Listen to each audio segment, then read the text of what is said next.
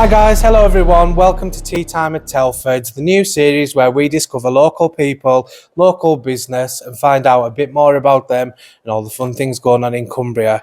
So today's guest doesn't really need an introduction, however, I will let the man introduce himself. We've got Gary Mckee Marathon Man 365. Hello Gary, thank you for coming, how are you? I'm good, thank you. So for those who might not know you, tell us a bit more about you, what you've been up to, and what inspired you to start the whole Marathon 365. So I'm Gary Mckee. I'm 53 years old. I come from Cleatormoor. I've lived in Cleatormoor all my life, born and bred. Married to Susan. We've got 3 children. Alfie's 18, Bo's coming up 16, and Minnie's coming up 11. I think I could probably say my story goes back to the start with probably the 23rd of June 1997 when I came home from work. And my mum was sitting outside with my sisters, and I knew something wasn't right. It was a lovely day, but I could tell just by looking at them that something wasn't right. And when I went down the path, I don't even know what they actually said to me, but I went in the house and my dad was sitting there, and he had tears in his eyes, and I'd never seen my dad cry before. And I asked him what was wrong, and he said something I'll never forget. He said, "I've got cancer." And that one word sort of turned my life and our family's lives upside down. I thought that my dad, if we were playing word association, I would have thought of death or suffering. And I thought my dad was going to die. As it was, he was a cancer survivor. He rolled his sleeves up. He's saying he'd been given another chance at life and he wasn't going to waste it. He didn't sweat the small things. He'd just got on with it and he enjoyed the rest of his life. He passed away in 2003 of an unrelated illness, and I wanted to do something in his memory. So I became a fundraiser for Macmillan Cancer Support. I wanted to provide the funds that would give the charity the money that they needed to give people who were going through the same devastating news, give them the support that they required. So I became a fundraiser, and the first thing I ever done was a cycle through Brazil. I wasn't into cycling, and I wanted to take myself out of my comfort zone. It wasn't until I got there that I realised that I'd spent too long swinging on my chair at school, and I didn't know that Brazil was the 5th largest country in the world, and I was cycling across it. But it was one of those things where it was difficult, but we should never say difficult as being impossible. No, never. I raised over £7,000 and it gave me the bug to carry on. I've always said to my children that £50 buys a food blender for somebody with throat cancer. So if you think of that 7,000 and all the 50s that go into it, that's how many people we were helping. Oh God, every So counts. there was 60 people there, and it was a fantastic time. It was difficult, as I said earlier, but it was really, really enjoyable as well. Yeah, obviously cancer is one of these big things that just affect, communities, families, absolutely everywhere. Yeah. So leading on from this, how did you get into the Marathon Man 365? What was the big decision that said, right, I'm going to do this? So I'd done lots of other fundraising. I climbed Kilimanjaro, I trekked through New Zealand, I'd walked, cycled and ran the coast to coast. I'd done the 3 peaks. I'd done lots and lots of fundraising. I ran from Land's End to John O'Groats in 2011 to celebrate Macmillan's 100th year. I realised that although I've never been a competitive runner, that I could run. Yeah. You know, and I wanted, when you're doing big events that last a long time, it sort of captures people's imagination of what is possible. Oh, definitely. So in 2017, my dad would have been 80, and it was 20 years since his diagnosis. So 80 and 20 is 100. Yeah. I'll run 100 marathons in 100 days. So that's what I've done. And people at the beginning were, very skeptical about what I was doing, and they just thought that it wasn't possible. But I like to think that the word possible actually says I'm possible. Yeah. And it depends on how you attack things and what sort of mindset you've got as to how you'll either achieve. If you think you can and you think you can't, you're right in both things. So I done 100, and I knew that I could sustain myself for a period of time. I raised over £100,000, which was giving people the support that they needed through the charity. 2021 we were in the depths of COVID. Yeah. Everybody was in a COVID coma, and we know what that done to the Everything country was up in and air. the world. Yeah. It changed the shape of what we do now, Oh, didn't it did. So I decided that I wanted to do something, and I wanted to get everybody involved. I've always had a keen interest in people doing exercise and getting the best out of themselves. So I decided I would do, it was Macmillan's 110th year. Yeah. So I would decide I would do 110 marathons. Bloody hell. And when I did, I could only run with one other person because of the COVID restrictions. Yeah. And I didn't break those restrictions. I wasn't above the law. You know, I done what I was supposed to do. But lots of people, when the rules were relaxed and you could run with 6 folk, then 6 people joined me. I had somebody who was taking photographs and uploading it on social media. And it was at the time where a lot of elderly people weren't getting out the house, but they were still following my progress, and they're saying it as a bit of a positive in their own life. You know, so there was a good following. One of the lads, Kevin Heatherton, ex-White Evan and Workington player, he ran 55 marathons with me. And my son, our Alfie, he cycled for every single marathon he done on a bike, on a exercise bike. So he raised £5,000 himself. Obviously, it was keeping him fit. He was only 15 at the time. He was going through his exams. He was it's already a hard time, isn't it? So it's difficult enough, isn't it? But when you're doing something for somebody else, it makes it so much easier because you don't want to let them down. So you keep going. We raised over £200,000 on that event, you know, and I got the community behind me, and I seen the impact it was having on other people's lives. So I sat down with my family, as I always do, and we discussed what the next steps were. Yeah. And it seemed logical to me to do 365 days of running a marathon every day. That's what it seemed, you know, just logical to do, because I realised that I thought in my own head that I could do it. I thought the running was a gift. But there was 2 objectives with it. I wanted to run 365 days, and I also wanted to raise £1 million. So when you think of the current climate that we're in, you know, with people haven't got as much money, prices of things have shot up, and folk are struggling, you know, so it was always a big ask. I think even when you think about it now, I think it's even got harder. And when we're speaking about that sense of sort of like community spirit, I mean, when we think back to when you could join by 6 people, it must have felt so special just to have that small bubble around you, keeping you going on. Absolutely. So how important do you think nowadays, especially when it does come to doing these great things for charity, how important is that sense of community now, especially where we are in these times? Massive. Absolutely massive. If you look after your community will look after you. Look after you, exactly. You know, and it's really important to check in on people. So when I was running, and my children had joined me on the bikes and all that, I've always said to them, if you see somebody, say hello, because you might be the only person to speak to that person for the day. That they're going to see that, you know, all day. Yeah. So it's massive. But the community spirit that the 365 days brought out of people was something that was probably never seen in West Cumbria. At the halfway point, we had people who would make cakes and come and join us. And anybody who wanted to just do, and I'm saying just, a half marathon would come to that point. So it was always a bit of a focal point. People would come, especially elderly folk who didn't see a lot of people during the day, they'd come and see how I was getting on, and they'd bring little cakes, or they'd bring, you know, different things. There was a couple, an elderly couple, Bill and Janet, who were both in the 70s, who made me a cup of tea every single day. Bill would have hot towels that were wrapped in hot water bottles, and when it's raining, you know, they were like, it was just the little things that you needed. When it was red hot, they would have ice pops and things. Oh my God. When I set off, there was a guy got in touch with me, and he said, do you mind if I join you? And I said, no, if you can come anytime you want. So there was a lot of exchanges back and forth, and he was coming on his bike, and one of the last things was, he said, by the way, I'm 75. So I was thinking, what's going to turn up here? But this guy showed up, and you could see he'd looked after himself, and he'd always been into exercise. He was a runner that had to stop because he had a knee injury, and he was still a keen cyclist, and he'd done 10 miles with me. And he said, I've really enjoyed that. He said, can I come back? And I said, Brian, I'm going to be here for a year. You know, I'll be setting off at the same time every day from my house. You know where I live now. just join me anytime you want. And he said, I'll do that. I will, because I really enjoyed it. He said, I need to get back today because the wife needs the car.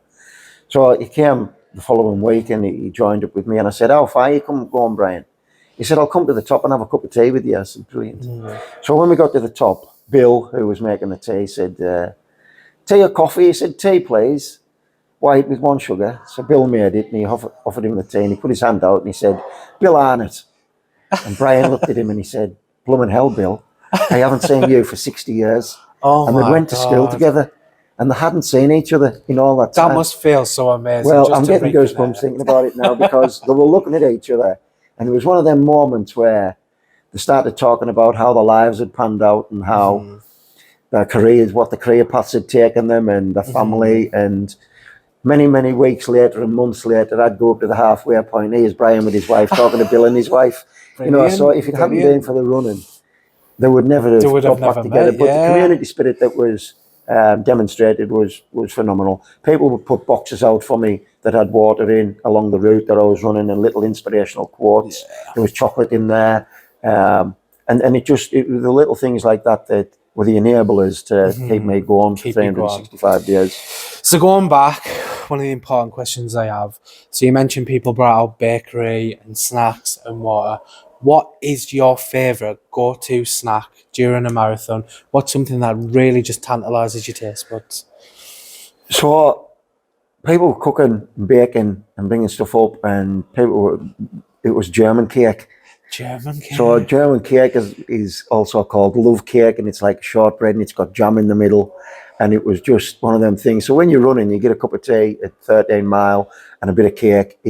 It sees you good for the next 13 mile.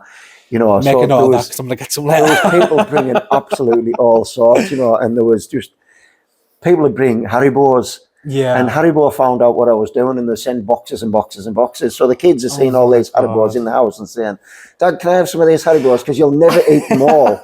And it was just one of them things. But Tunnocks were sending tea cakes, Tunnocks tea cakes. And there was always food there, flapjack. But people were making like protein balls of chocolate things and they were dead stodgy and they were beautiful. And with a cup of tea, you're running for a cup of tea and a bit of cake. Yeah. And that's how it sort of turned out. And at times, there would be 50 people running with me.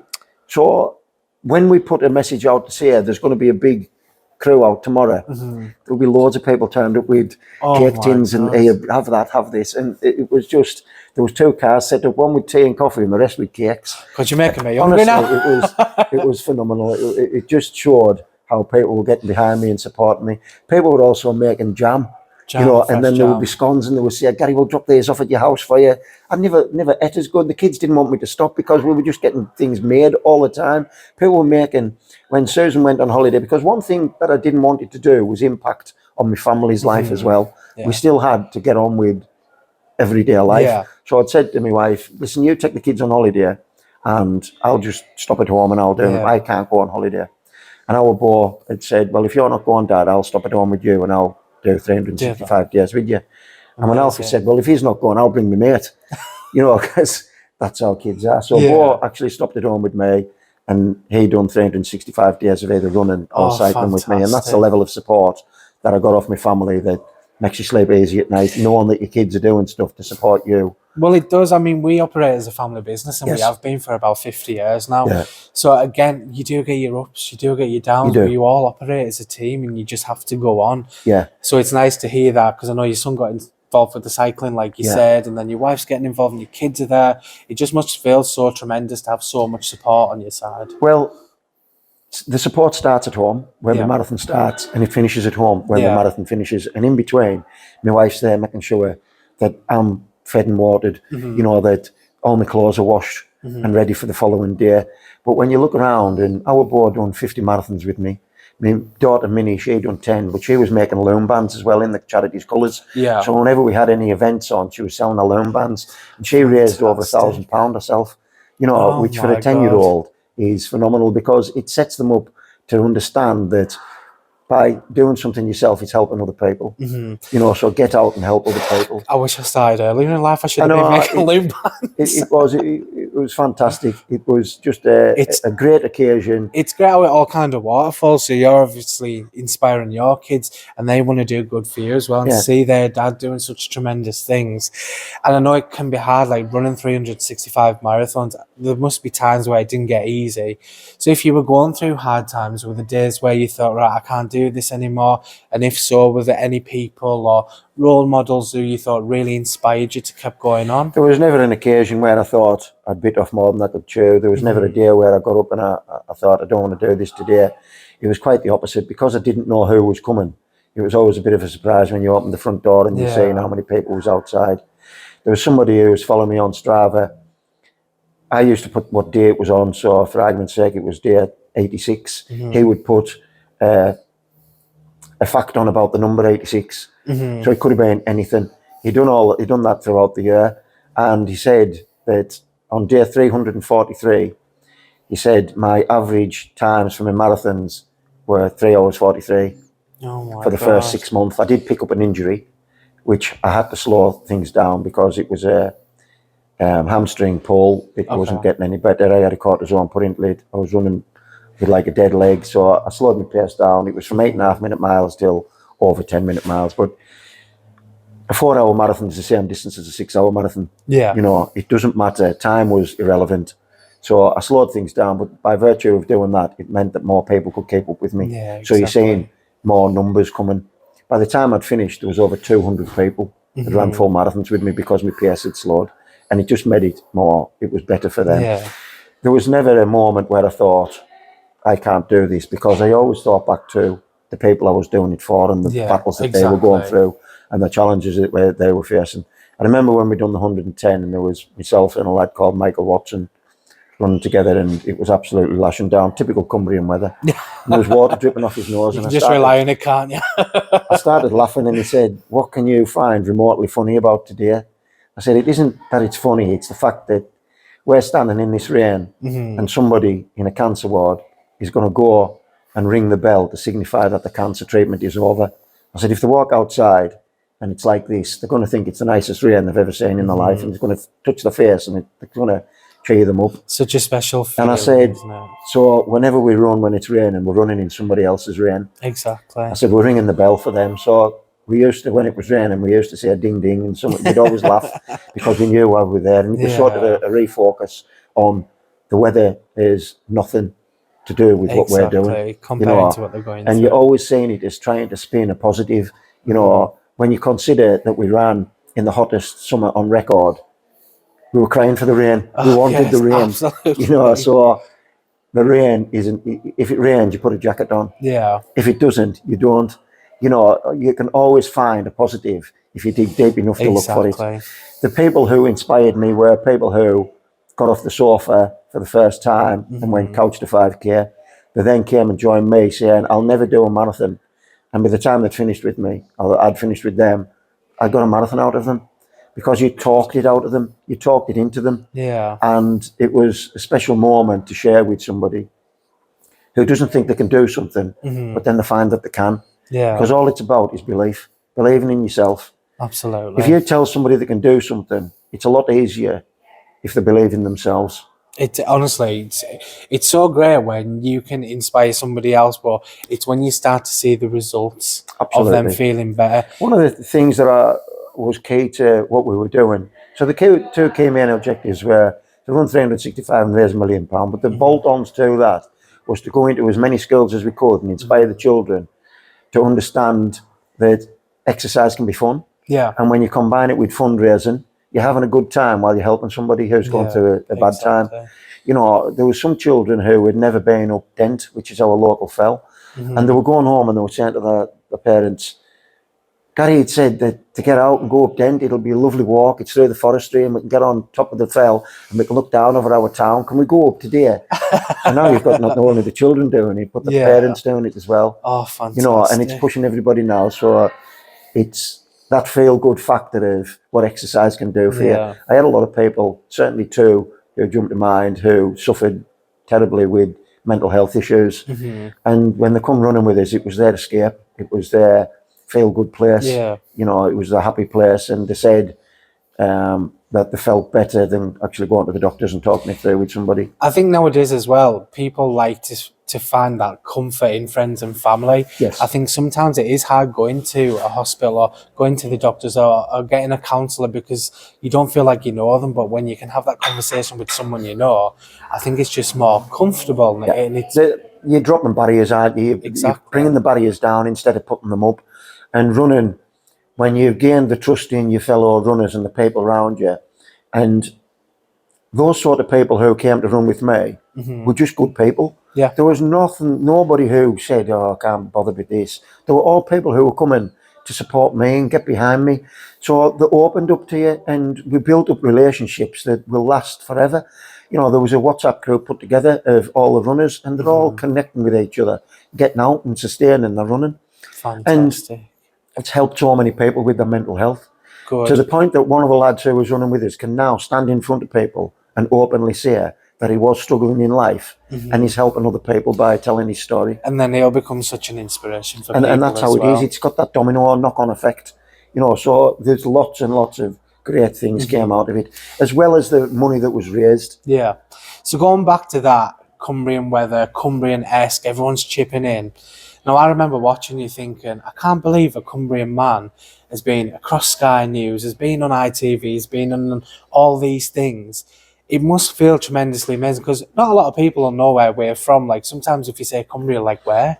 So I think it must have felt like such a great sense of pride being a Cumbrian man, smashing all these goals and doing things you hear about in films and TV programmes. How did that feel when you finished?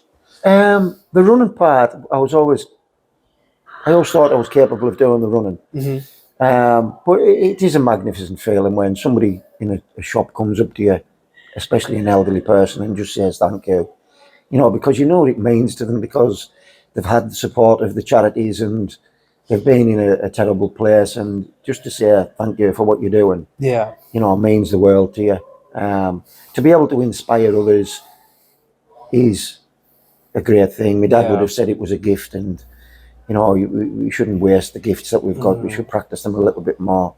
But I think that we live in an area of not just outstanding beauty, but of outstanding people. Yeah. You know, there is lots and lots of people doing fantastic things for our communities that are sort of unseen and unrecognised. But to the communities, that the lifeblood of what goes on, you know, people who just get out, and the good neighbours that we've got, the people who check in on folk, the people who... So important. Yeah, and the people who are sitting in, be it a church hall or a library or somewhere, and providing a place of warmth and shelter for people who can't afford to put the heating on. Exactly. Like, it's going back to soup kitchens and things where you can get a bowl of soup and a roll, and you can have a crack with somebody and make yourself feel good, and you don't have to...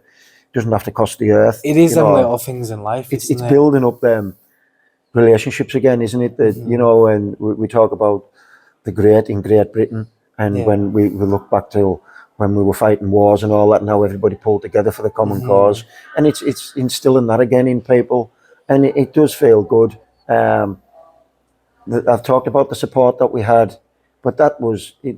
The messages that I received when we'd finished, it was global. I'd put a thing on me Strava, who wants to do a run and dedicate it to the Marathon Man on day 365. And there was over 60 people running in 60 different countries around the world doing runs on my behalf, you know. So that's how many people you reach out to, and people will often send messages and saying about their cancer journeys, and people will send messages and saying about the fitness journeys, you know, and where they're at with it, and that they wanted to stop, but they thought of me and they thought, I'm cracking on, you know, because if he can, I can. Exactly. And that's what it is. It's monkey say, monkey do, really, isn't it? And that's what we've done. And when you go into schools, I was in a school last week in Whitehaven for Red Nose Day, and I ran a mile with the children.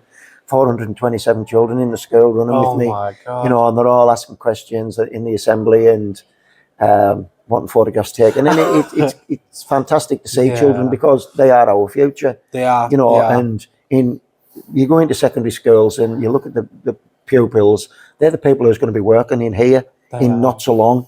You know, the people who's going to be going into our nuclear industry on the West Coast, and they're the people who's doing it. So if you can shape them young, and you can get them to understand about exercise being fun and to be healthy and to be able to sustain it, then you've got the recipe for success. Well, exactly, and again, watching your journey from the start, it's so inspiring. I know the community is proud of you, your family will be proud of you, but I know your dad will be definitely be proud of everything that you've been doing.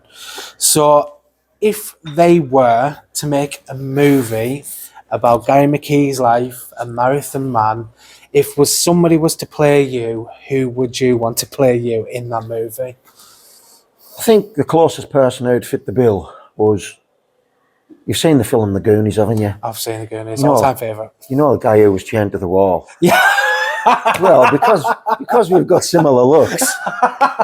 I'm not the best looking guy in the world, I'll give you that, but it's got to be him, hasn't it? Chocolate!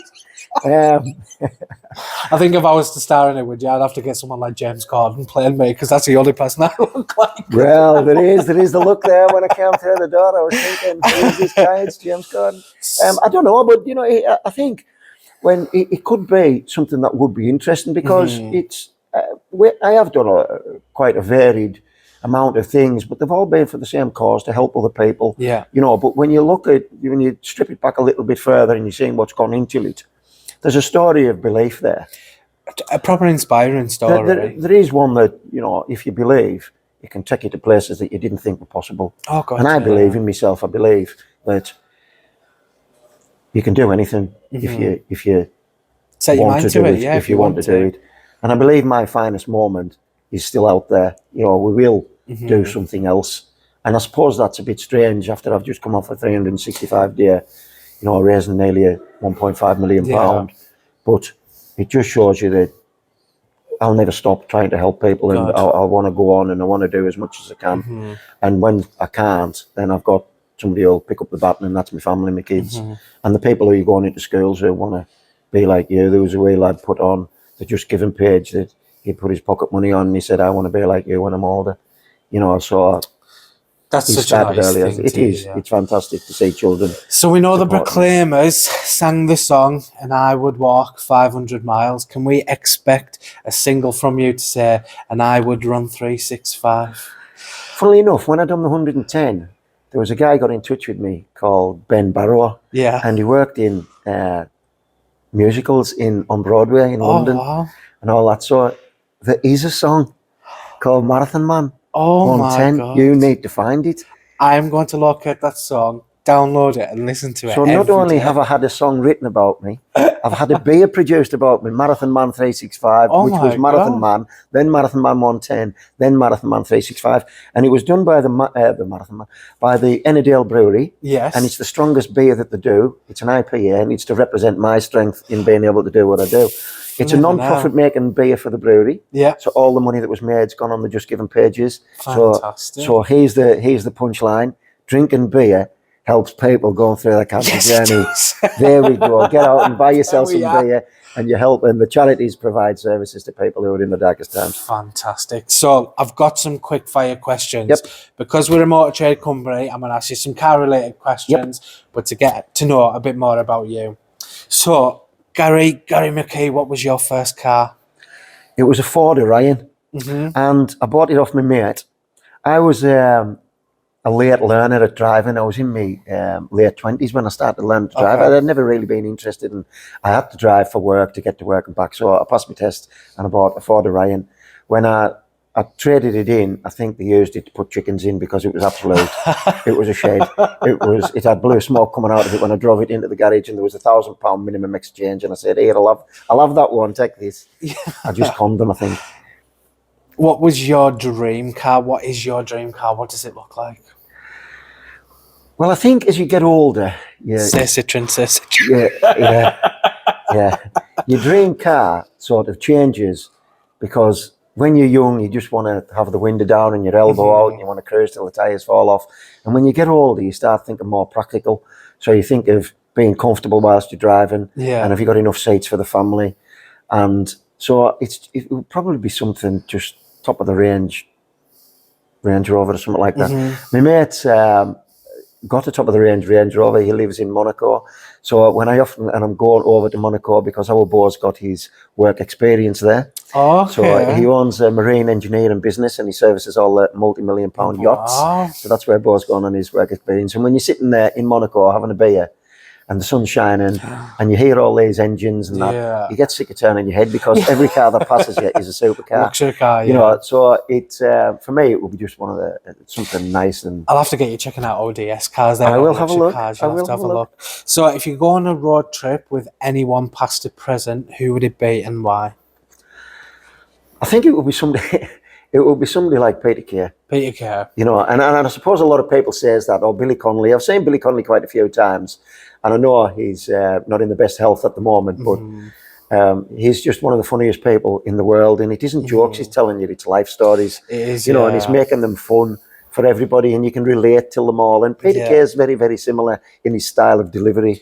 You know, I think they just make you feel so comfortable as well, and they put a smile on your face. And if you've seen any of them, when you go home and somebody says, "What did he talk about?" you say, "Do you know something? I can't remember." Yeah, because it doesn't register with you when you're laughing all the time. It's just got. You can't keep track of it. Yeah, you know. But it would certainly be somebody like of them too. So you've got unlimited fuel. You can go anywhere in the world in this car. Where would you go? Well, I said earlier that I'd been to New Zealand and I'd trekked through New Zealand. I also went up to the Franz Joseph Glacier. And it will be New Zealand because the roads are very empty. There isn't a lot of traffic, and you go through the mountain passes. There's lots of the films sets for Lord of the Rings was filmed there. Oh wow! And it's similar to landscape, similar to the Cumbria mountains and all that. It's a beautiful, beautiful place, and I can imagine it just being when I drove it, it was fantastic. It was scenic. It was just that chilled, relaxed, very slow pace of life. You know, there's no need to put your foot down and do anything, and it will be just a chilled time. Good. That's where it will be. And lastly, your favourite song. You've only got one song to listen to in that car. What is that song or album that keeps you going? What is it? I think it would have to be one of two. It would probably be something like Bat Out of Hell. Bat Out of Hell. But I've just said about going slow, but when you put Bat Out of Hell, it makes you want to go fast, doesn't it? But because it's such an iconic classic album and everybody knows every word to every song that's on it, and they do, it will be just one of those things. But there's so much variation of your mood swings and all that of what music you would want to play, be whatever. But it's got to be Bat Out of Hell. A bit of it, doesn't it? So I know you'll be getting into some spare time at the minute and you might be relaxing. I know you're still doing your running. So because you'll have some spare time, I know you like Peroni. I'm a Peroni freak. I've got you some Peroni. Oh, you're a superstar. And as well, I know you mentioned you like chocolate. So I'm also a chocolate freak. Galaxy. And my favourite Galaxy. I didn't tell you that. And some caramel nibbles there as well. Superstar. Absolutely. You've been an absolute pleasure today, Gary. I can't thank you enough for coming down. Thank you for the offer. We're just so inspired by everything that you've been doing. So on behalf of you, we'd love to make a £250 donation to Hospice at Home West Cumbria. That's fantastic. And it's been an absolute pleasure to meet you, Gary. Brilliant. Hopefully see you soon again. Maybe on a run, I don't know yet. Thanks, Adam. Take care. Catch us next time on the next episode of Tea Time at Telfords. Bye.